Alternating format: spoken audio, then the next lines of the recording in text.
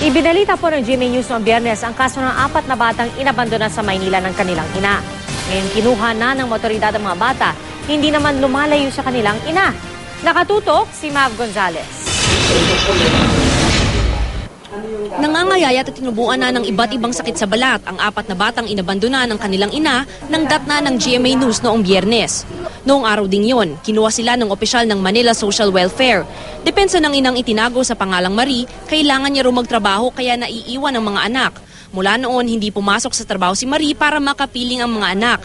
Pansamantala na kasing tumutuloy ang mga bata sa Reception Action Center bago sila ilipat sa Boys Town at Girls Home. Panamantalang masamahan ko muna sila bago sila hatid doon sa kalalagyan nila. Kung sakasakali pong makarating po sila sa Boys Town, maaaring i-process din po para kung sakasakali yung mga bata po makapag-aral.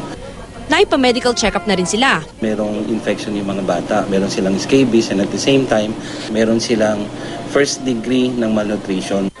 Binibigyan din ng mga bata ng mga bitamina at gamot at hindi gaya ng dati, 3 beses sa isang araw na kung kumain.